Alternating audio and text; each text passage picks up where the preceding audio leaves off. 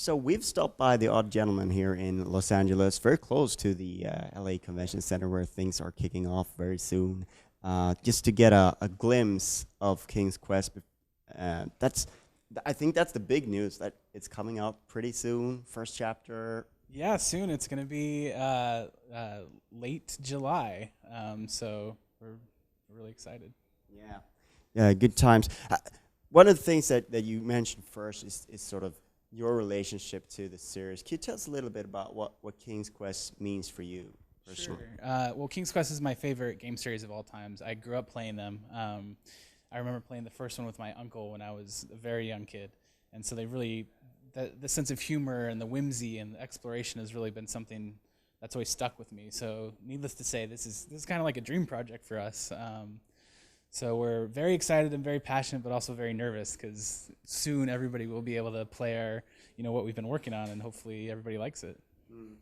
It is kind of interesting because another thing that you sort of touched on is the fact, we tend to think that adventure games have changed a lot in the last few years. That there's been a lot of change, and it's been brought back. I think it's also one of the things, like it was sort of fell to the background and then it's been brought up again. But that a lot of the ideas for modern adventure games were already there with the first ones, with King's Quest. Yeah, it was interesting. So when we first were shaping how we wanted to do this project, it was, we had all these interesting structures that we wanted to do with puzzles or with choice. We wanted to have, one puzzle but different solutions to it. We wanted to branch the game story in different ways. And then, of course, I had played all the King's Quest, but going back and playing them again with more of a researcher academic eye when we were getting ready to do this game, I realized like a lot of this stuff has been an adventure game since the start. So in King's Quest 1, you had the choice of how did you want to deal with the dragon? Did you throw water at it or did you throw a dagger at it? And they did a lot of really interesting things in all of the games that we're taking that and pushing that forward and continuing to do that in a larger way or bigger scope way. But it was cool to go back and think like some of these high level ideas we had were already sort of in these King's Quest games. And sometimes it's hard to remember that they were actually playing with multiple endings in King's Quest 6 long before this big boom of narrative, interactive narrative adventure games that we see today. Another thing that I think is interesting is how you sort of treat choice. That you don't sort of, because in a lot of times choice is sort of like it's the big payoff. It's the big sort of gamification of the narrative, if you will. That you're playing the choices more than you're playing the narrative. But it feels like you have the choices there, but it's all about the narrative and your story instead, and you don't want to sort of signpost it too much. Right. Exactly. What's really important for us is for the gameplay, the story, and the art to always be working together to make the magic. And we decided early on that we weren't going to do the type of choice that says, like, make a choice, Graham, A, B, or C, and then you make that choice, and later on in the game it goes, here's because you made that choice. And so our choices are actually a lot more subtle.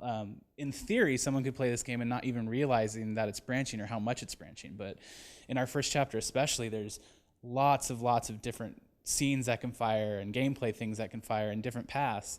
And you might just play it and think, for us, it's like if someone plays the game and they think, oh, that was very pleasing, like that, sort of aligned with, the way I wanted to play a game. Perfect. But we're really intrigued for when they play it the second time or when they talk to someone and realize, oh, I didn't even realize that was possible. I didn't realize that, how did you do that? And like not even realizing the amount that it changes or branches based on your decisions. So it's a little experiment we're trying. We'll see. We're being a little more respecting players' time and respecting their intelligence and not necessarily throwing when things change up on the screen.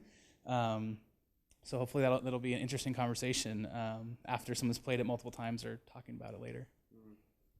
Graham, obviously, big important part. How do you treat that character, and how do you sort of what kind of things did you sort of want to bring out of his character, and how much can the player shape his personality?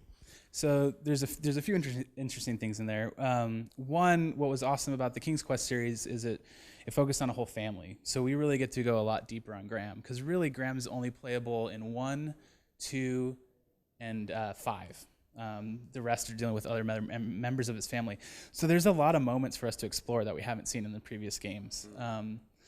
But also, it was important to us that you couldn't tell a story about a character that Graham isn't. So Graham is never the evil murderer or the horrible baron or the grave robber. Like, Graham is always a pleasing gentleman.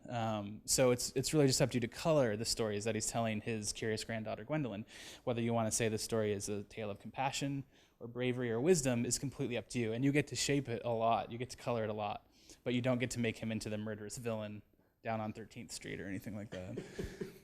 Yeah, not that you would want to do that, of course. Some people might. Another thing that struck me when you show the game is that you sort of there's this attention to detail with sort of every little dialogue thing, every little thing. You're throwing a lot of sort of extras in there for the player to explore.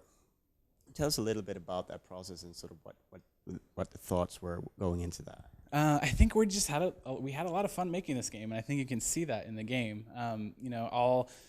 If I'm supposed to be doing something else, but I find a spare moment, I'll sneak in a joke somewhere, or I'll sneak in a gag. The animators, the designers, the artists, everyone sort of does the same thing, and we improv a lot here, and we joke around a lot, or we'll build jokes off of the other jokes. So there's entire plot points in this game that were based off of sort of this joke that we kept building in the office and playing around with and improving, and then it became like a whole character or something like that.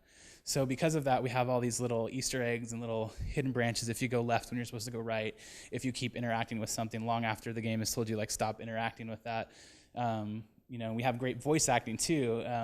Actually, part of it was, we had our first VO. We've never done anything with VO this scale before. Like, we've done VO, but not as big as this. And when Lindsay and I were sort of getting ready for the first VO session, which was with Tom Kenny, who's the voice of, like, SpongeBob SquarePants, and he's in Adventure Time, we were worried that he didn't have enough to say in the game, so we just went crazy with the writing and just, like, wrote all these, like, crazy Easter eggs and special things, and you can interact with his goats like 15 times, and it says something different each time. And then that just sort of carried throughout the game because he was the very first VO session. So throughout the whole game, there's just a crazy amount of VO and Easter eggs and little secrets. At the start of the interview, we started sort of at the back where it's coming out in July. What's the rollout with the further episodes and things? Are you producing them in parallel, or are you gonna start with episodes 2 after this one is out, or how do you sort of plan it? So there's going to be 5 episodes. We haven't announced the schedule yet, but I think that it's going to be, you're not going to be having to wait a very long time. It's not going to be one of those games that comes out and then you don't get to play the second part of it till 2 or 3 years later. I think it's going to be, again, we haven't announced it yet, but I think everyone's going to be pleased when we announce what the actual release dates are for each of the chapters. All right. Thank you so much for your time. Yeah, thank you. Very nice meeting you.